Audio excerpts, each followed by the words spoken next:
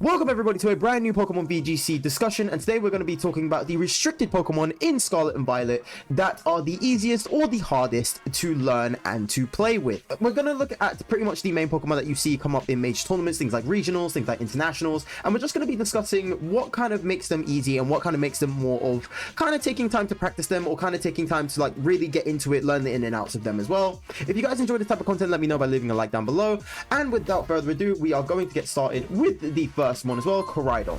Koraidon obviously just won EUIC recently, and it's a very cool Pokemon. Having Arachian Pulse just makes it hit a lot harder in the sun, and it's really good. It works well for past Paradox Pokemon as well, since it can set up the sun. It's very good synergy. I wouldn't say it's very hard to kind of use Koraidon effectively. Most times it runs 252 speed, 252 attack, and it's pretty much straightforward. Clear Amulet works well. We've seen Life Orb come up a lot more recently. It is a very straightforward Pokemon to use, and the teams are, again, not really that hard to distinguish from Miraidon. Just Pokemon that love to use the sun. Things like past Paradox Pokemon, things like Fluttermane, Raging Bolt, all those type of Pokemon that like to use, you know, sun to their advantage. Things like Half-Flame Ogerpon as well is a very good example of this. You just have Pokemon that just kind of revolve around sun and can really like make it really effective inside of the sun. So the gameplay of Koraidon isn't exactly the hardest, so I would say it's very easy. The one thing I would say is just this whole gimmick of trying to keep the sun up. So if you do face into teams like Tornadus that can set up rain manually, or you have things like Kyogre that set it up automatically, it's very hard to distinguish when and how to, you know, make the sun more prominent. And there are times where your weather might not be out by the time you need to use Koraidon or the past Paradox Pokemon or anything like that, so it can get countered very easily, and it's not exactly, you know, the most simple of strategies, but again, it is very easy in comparison to a lot of these other Pokemon. Next up, we have Miraidon, the future variant of the box art legendaries for Scarlet and Violet, and I would honestly say Miraidon is a very good pressing buttons Pokemon. It works very well with the choice specs, which we've seen happen a numerous amount of times. It's the Pokemon that won the first worlds of the Scarlet and Violet regulation as well. It is a very good Pokemon to have. Pretty much same EV spread as well that you see on Koraidon as well, 252 speed, but this time 252 special attack. It's a pretty cool way of getting Miraidon, you know, up in there, getting the damage done. Its ability is pretty straightforward, setting up electric terrain, getting a special attack boost. But the reason why I would say it's a lot easier than Koraidon is because it's a lot easier to maneuver, because it likes to run Volt Switch more than anything else. Koraidon does get U-turn, but not many people use U-turn on Koraidon, so it's kind of just like, well, it doesn't really suit. And again, a lot of the times as well, Koraidon's kind of stuck there using Clear Amulet, at least for a while. It was stuck there using Clear Amulet just to stay clear of things like Incineroar, which is a very dominant and threatening Pokemon. Miraidon doesn't care about Intimidate because it is a special attacker. It really doesn't care about it, so it can go for the choice specs. It can go for pretty much like another item that it wants to, and it can still do a good amount of damage. But choice specs is the one where you can get like that really overdriving amount of damage even if terrain isn't set up in your favor.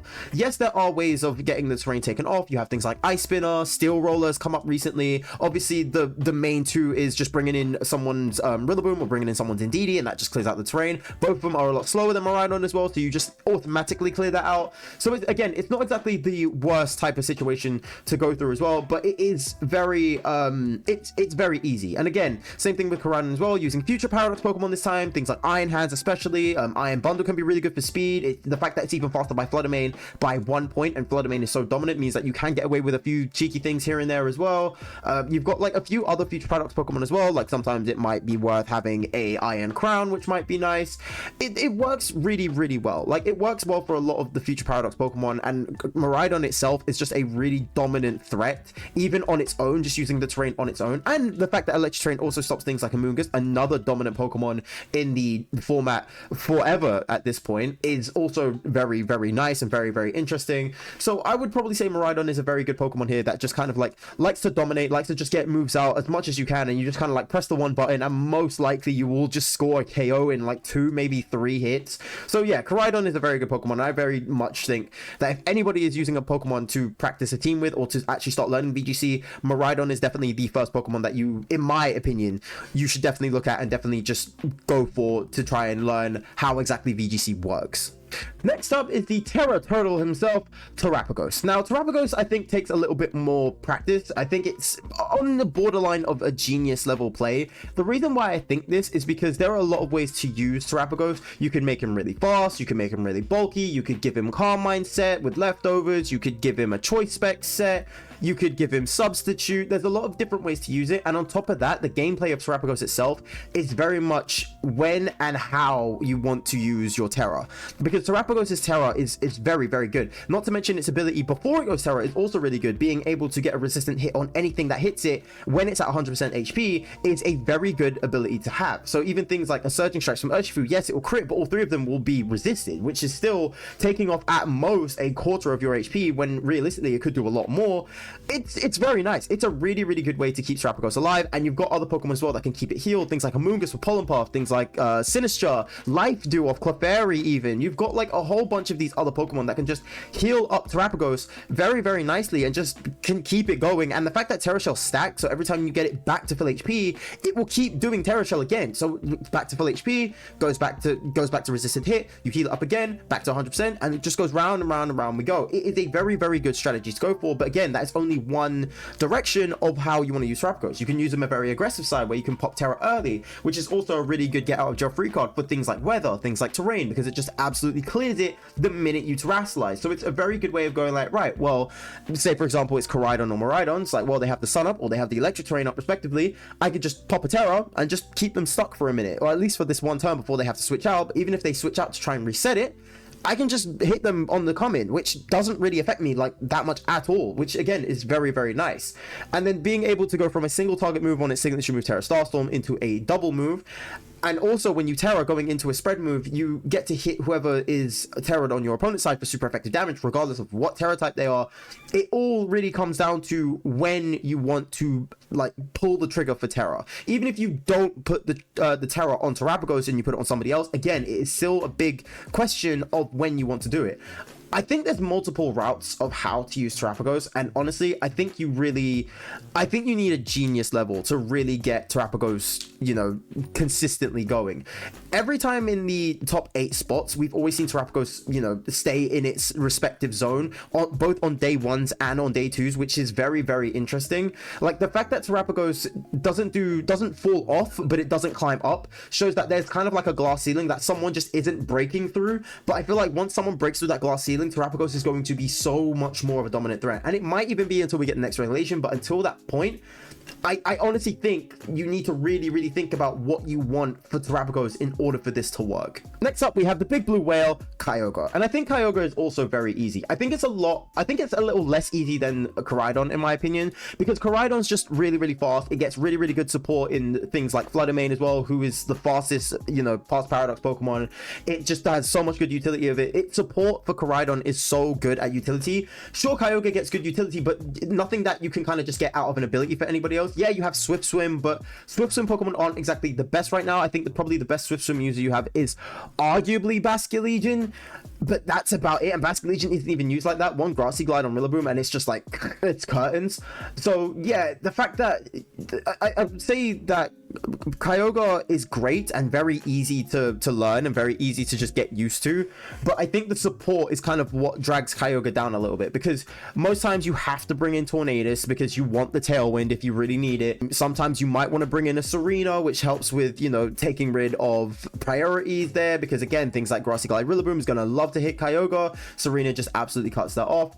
You need to be, there's not a lot of freedom for Kyogre to have these supports kind of running around here. Like even for something like Incineroar, you can't even put on a Flare Blitz, and there might be times you will need a fire type move to get rid of something like, again, something like Rillaboom, and you don't have a Tornadus. You need a backup move, and you have nothing else but to try and use a Flare Blitz, but you don't, because you've nursed yourself in the rain. So it's a very tricky way to kind of be like, right, well, the supports can just kind of like flow all over the place and Kyogre can be fine, not in comparison to something like Koraidon, where again, something like Floodamane just needs the sun to be crazy fast, doesn't need to worry about an extra item. You've got things like Raging Bolt, could get extra stronger inside the sun.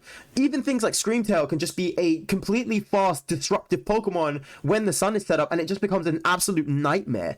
The only thing that the Kyogre has going for it is, again, it is really, really good in the rain. It is probably, well, not even probably, it is definitely the best rain user and the best one to take advantage of rain that we have in this entire game. It is a really, really good Pokemon that can really, really take advantage of this stuff.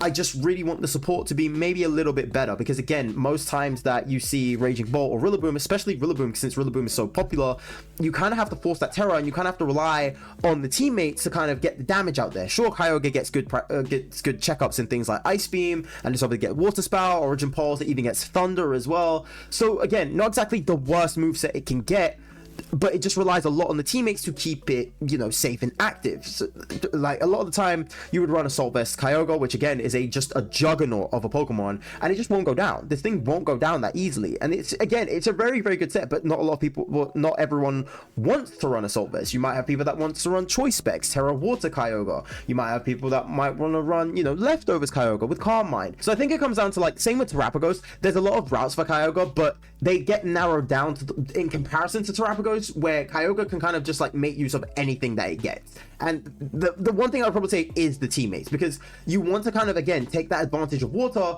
or the rain, but you need an extra water type, and you can only save one if there is something like a Rillaboom out there, because you can only Terra once per game. So if you've got something like, you know, Kyogre and Rapid Strike Urshifu, one of them's going down. One of them is going down to a Thunderclap, and one of them's going down to a Grassy Light.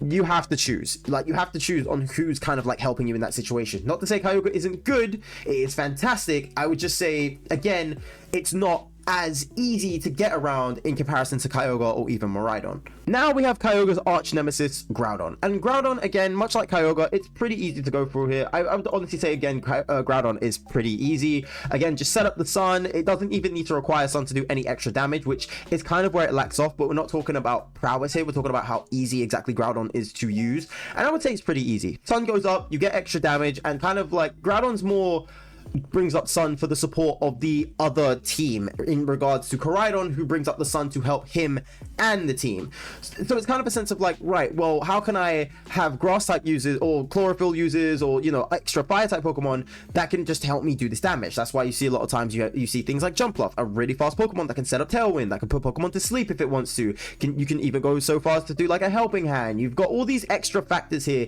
that can just do so much. And then again, past Paradox Pokemon, like we said with Koraidon, Floodamane works really well, Screamtail works really well. You've got things like Raging Bolt, which also works really well. And like none of these Pokemon kind of like share a weakness with Groudon either. So in comparison to Koraidon, where it's like if you put in Raging Bolt, that's two Pokemon that's weak to Fairy. Koraidon, especially because you're ×4 weak to Fairy, which makes you burn the Terra. But then if you burn the Terra and go into Terra Fire, which is the main common Terra type for Koraidon, if I bump into something like a Groudon and a Jumpluff that wants to throw up Tailwind, if it's got like a Raging Bolt in there and they're both in front of me, I can just Perseus Blade and get rid of the both of them. Groudon is very, very good at making sure that you're slacking, which is very, you know, it's nice. It's very nice. And again, you just bring Groudon in, set up the Sun, and just watch this bulky guy just go absolutely ham. And I really, really do love that for Groudon. I love that for Groudon, and I really do appreciate that as well. You've seen techs in there where you could do like a Sableye Gravity, that way Perseus Blaze never misses.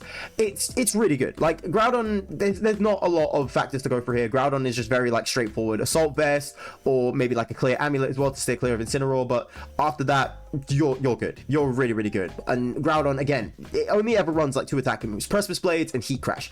You don't see anything else. You don't really see anything else. It's very rare that you see any other moves get used on Groudon. So I really do appreciate how strong Groudon is, and I really appreciate how easy Groudon is as well. But I think the main core of it, why it's so easy, is that the support is just really, really good for Groudon. Actually, I would probably put so far as Groudon to be maybe easier than Kyogre. I would probably say Groudon is easier than Kyogre. Rain is better as like a vacuum, like just because they can just make use of it so well, but I would say Groudon is a lot easier to use than Kyogre, just because again Groudon doesn't really have that much it can use. It's got Clear Amulet and Assault Vest like we said before. That's pretty much it. Next up is the surprise guest, Lunala. Now Lunala just won the recent regional tournament in Vancouver, which was very nice to see. I was quite surprised to see Lunala winning. If you guys want to check out that video as well, I will leave a link in the description, or you can click the card at the top corner right there. But Lunala is a very good Pokemon here. It's pretty much straightforward. It works well with Indeedee. Unfortunately, it is ×4 weak to Dark, but again, nothing that you just can't work your way around anyway, especially with Terra Fairy or going or follow me into Indeedee or something like that. It's very easy. And going into that, you know, Power Herb set where it goes Meteor Beam, Moongeist Beam, and Expanding Force, those are the 3 main moves, and then Trick Room as a 4th. It's really nice. Like it's pretty much straightforward to kind of just be like, right, cool, I know what I want at when I want it. If I want extra damage, I could just go for the Meteor Beam. If I see anybody weak to Rock, best believe I'm hitting him with the Meteor Beam and getting a boost at the same time. If I just want big spread damage to kind of clear everything at once, I've got Expanding Force next to Indeedee. And if I just want to hit, you know, anything that threatens me, I just want to hit it with a Moongeist Beam and just kind of get it over with. If everybody's running too much, if everybody's running like crazy faster than me, I can just flip up the Trick Room and just get going there as well. So Lunala is very much like a straightforward plan, but I think the reason why I would say personally it would take some practice is because it's all about positioning for Lunala. I think Lunala is very much a positioning type of Pokemon.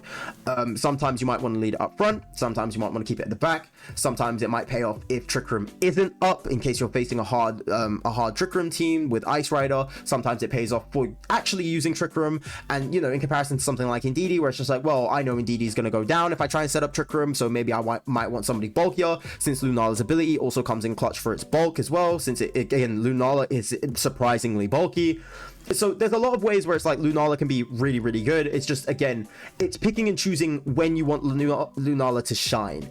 And I think that's where it kind of takes some practice. It can't just be like something like Groudon where you could just throw up Groudon like, you know, turn 0 and just be like, right, sun's up, everything's ready to go, I'm just gonna go for it. Or like something like Miraidon where it's like, right, I'm just gonna set up the terrain immediately, and if anybody wants to, like, you know, shut me down as quick as possible, I could just Volt Switch out of there and just bring somebody else in and then restart the terrain and just get going from there. Like, it'll be a turn later, but I can still get my game going. For Lunala, it can't just be something simple where it's like, oh, well, I'm just gonna Moongeist Beam and then Trick Room. But sometimes you might want Trick Room first, sometimes you might want that comfort of going Trick Room first, sometimes you might want a partner there to distract, and it takes all these factors here. So again, I think Lunala takes a little bit of practice, but altogether it's not the most difficult Pokemon to go for, but definitely something that you need practice for.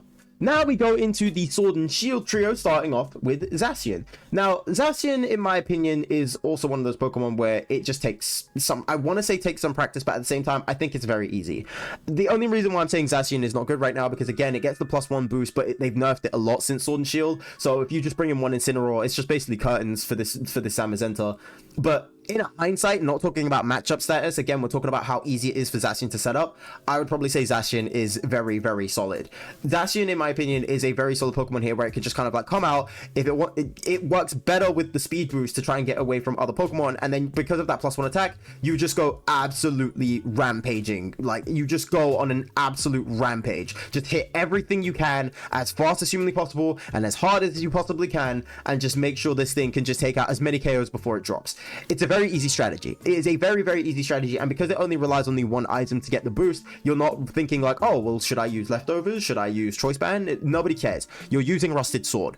No one is not using Rusted Sword.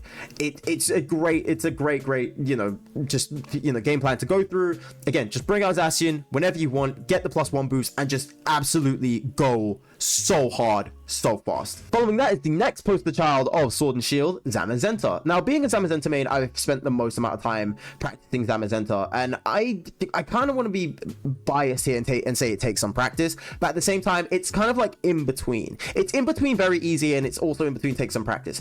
As I was learning to try and use Zamazenta again more effectively, especially coming up to EUIC, I realized that, like, you know, a lot of people want to change up the stats and stuff, make it a lot more faster, when at the beginning of Regulation G, especially, you know, the last time we had Regulation G, it was on the more bulky side. It didn't really care about speed because it was such a juggernaut that I just didn't want to go down. So it's changed over some time, and if you would ask me last regulation, like the last time we had Regulation G, where would I put Zamazenta, I would probably say he was very easy. If anything, he was a pressing buttons type of Pokemon. But I would probably say in like a vacuum, I would say Zamazenta is pretty easy. Not as easy as Zacian, but I would say Zamazenta is also pretty easy, because there's times where it's just you're thinking like, right, well, I need to think about when, you know, body press is better, and especially since a lot of your opponents are going to think a lot more passive about this. A lot of your opponents are going to think a lot more passive of how to deal with Zamazenta. They're going to try and look for burns if they've got it. They're going to try and look for open points if they have it. They're going to look for all these little, you know, cracks in your team to try and take over your whole game plan here. And it's Zacian's job to make sure those cracks are filled as much as it possibly can do. Or if anything, anything, it could just go on the offensive and just rely on the team to kind of like, you know, take the damage, take the blows, or open things up for Zamazenta to take over. That's why things like Xian Power's there to, you know, have that big burst of speed, as well as making sure body press does amazing damage and things like that. It is a very, very good pair up to have. But yeah, I would say as well, Zamazenta is pretty easy. I think Zamazenta is pretty easy, and honestly, I can't really go for it. I want to be biased and say that it takes some practice, but honestly, that's me being biased. I think Zamazenta is pretty easy to go in there, just to go in, get the +1 defense boost, and then just, you know, start. It's almost on the verge of hitting buttons. I would probably say, again, it's a lot more easier than these guys, because Zacian's more scared of Incineroar. Zamazenta doesn't care for Incineroar. One, because Intimidate doesn't affect body press, which is like the main move you're using, and two, you can just body press Incineroar to go for the KO, which basically forces it to Terra, and then that kind of just like wastes resources as much as humanly possible. So again, you can fish out their strategies very, very easily. So I would say Zamazenta is, again, one of those Pokemon that is very, very easy to maneuver with. Next up is the Dynamax Pokemon itself, Eternatus. Now, Eternatus isn't exactly the most dominant force in the metagame right now, but it has come up here and there in the past, so I kind of want to give it its respects there. We also used it as at a local a few weeks ago as well, and I did fairly solid, to be quite honest with you, in things where we did have things like Kyogre and Miraidon, things like that. We actually came up with the average record for the tournament, which was surprising, to be quite honest with you. I was not expecting that at all. But Eternatus, I would probably say, take some practice. It's not a lot of ways that you can go around for Eternatus, and the reason why I would say Eternatus takes some practice is because, again, it's just knowing about when and where to use Eternatus. Like, it's got a lot of good moveset here. It's obviously Dynamax Cannon hits like a brick. You've got Draco Meteor as well if you want to go even harder at the cost of your accuracy. You've got Sludge Bomb, Sludge Wave, you even have Flamethrower. I'm pretty sure you even have like Dark Pulse and maybe Shadow Ball. I'll have to fact check that. But you have a lot of good toolkit for Eternatus to use, and Poison Dragon isn't exactly a really bad typing either. It's actually a really solid typing. So I'm quite happy with Eternatus saying that it takes some practice here, because again, the most, I think, effective Eternatus we've seen has been a Choice Spec set. I personally use Life Orb as well, just to get a little bit of that extra damage and give me access to Protect as well. But I think altogether though, what stunts it is just the ability, because there's nothing really for it to go for. Like all of these other Pokemon that you see on this list, their ability kind of works for the whole game plan. Like Lunala being able to tank an extra blow when it's on full HP, Groudon and Koraidon setting up the sun. You've got Zacian and Zamazenta getting a +1 boost on, you know, their best stat as soon as they like come into the field for the first time. Even Terapagos, where Terapagos just, you know, has two abilities that you can just really just take advantage of whenever you see fit. Eternatus just has pressure, which in a VGC competitive game doesn't do much, especially when people are running with, like, you know, PP ups and getting max power points on their stuff. Unless you really want to make a stalling team and just run their PP out with Eternatus, which, let's be real, you're not going to do, because Eternatus isn't exactly the bulkiest restricted we have. It's not going to work. So the best you can do is just go for offense. But the main point is that if you have supports for Eternatus, you really need to make sure these supports carry the weight, because again, Eternatus doesn't have anything else going for it. So it's really hard and it's really difficult to figure out where Eternatus kind of stands here. But I think definitely if you want to, you know, make that really, really deep commitment into using Eternatus, you will need some practice for Eternatus. And finally are both forms of the ever so much loved / hated Calyrex. We're going to talk about Ice Rider first, my personal section of the hate column. But Ice Rider Calyrex, I would probably say, is very easy. It's not that difficult to kind of, you know, it's not that difficult to kind of just go in and kind of just start hitting it. I would probably say, if anything, it's on the verge of just pressing buttons. I would say I'd say it's a pressing buttons Pokemon at this point, because like, it doesn't matter if you have a Tail Room Calyrex, it doesn't matter if you have Hard Trick Room Calyrex. You could even make just a balanced team with Calyrex and it still does the job any which way. Like, this thing is so freaking damaging to any team in any situation that it is shocking how this thing is just even made. Like, this thing can set up Trick Room when it wants to. It's got a really heavy hitting ice type move, which hits like a lot of dominant forces here. Like, looking at this whole thing in general, like, its two main moves, which is Glacial Lance and High Horsepower, checks almost everybody here. It checks Miraidon, Koraidon, it checks Groudon, it checks Zamazenta, it checks Zacian, it checks Eternatus as well. The fact that it checks so many it's just such a problem. And again, it's not even like the accuracy is that bad where you don't want to use it. Pretty much like 9 times out of 10 you're going to hit this move, and you might miss like every so often, but nothing that you just can't recover from.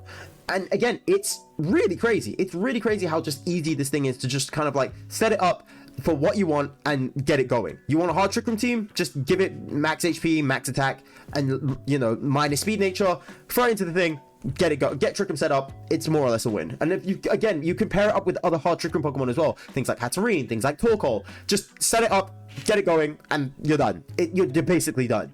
And then if you want to go for a Tail Room team, like we've seen with the Tanks variant of Ice Rider Calyrex, you can get up the Tailwind, and it's just, even in Tailwind, there's still some Pokemon that can still outspeed inside Tailwind, and it's just like, well, we're kind of stuck. We're kind of just, you know, stuck here, which I think is just absolutely insane. And then finally, Shadow Rider Calyrex, the faster one of the Calyrexes. And again, I think this is another pressing buttons Pokemon. I think it's a lot more easier to press buttons with Calyrex, because the thing is, with Calyrex, there might be times where you might need Trick Room, and if you are running a Tail Room team, it's kind of a bit more, not a lot, just a little bit harder to figure out when to throw up that Trick Room. But in a case of Shadow Rider Calyrex, the main thing you have to think about is, when do I press the Astral Barrage button? Like, when do I press that button? When should I be pressing that button? Like, if you see a Dark type up front, just hit the Draining Kiss, just go Terra Fairy, hit the Draining Kiss, go back to full HP, and you just repeat the process again, and you just, you know, get Grimnay, get the +1 boost, don't even worry about it, just throw out the Astral Barrage, just keep throwing out Astral Barrage as much as you want to. You see an Amoonguss there and you have Psychic, get rid of it. You see, you know, a Chien-Pao and it's a part Dark type, go Terra Fairy, Draining Kiss, get rid of it. You see an Urshifu that's threatening you, Draining Kiss, get rid of it. Anything else, Astral Barrage, get rid of them as well. But for this thing, it's so easy to just give it a Life Orb, give it a Choice Specs, even give it a Focus Sash, and just put a good ally next to it that's got something like Helping Hand or Follow Me to keep itself alive, and just press one button and just watch them fall apart. It's absolutely insane to me. But yeah, I would probably say that's our tier list. I think it's very easy. I would probably say if anyone wants to start VGC, Miraidon is definitely your Pokemon to go through here. But again, that's just my opinion. A lot of people tell you other things, but Miraidon, in my opinion, is definitely the easiest Pokemon to kind of start learning VGC if you was to get into VGC. But yes, let me know what you think about this tier list by leaving a comment down below, as well as leaving a like to let me know how much you enjoyed this content so I can make more like this in the future. And maybe hitting that subscribe button as well. It'll help me out a ton. But thank you guys so much for tuning in. You guys have always been amazing, and I will see you in the next video. Right, guys, take care of yourselves. Bye.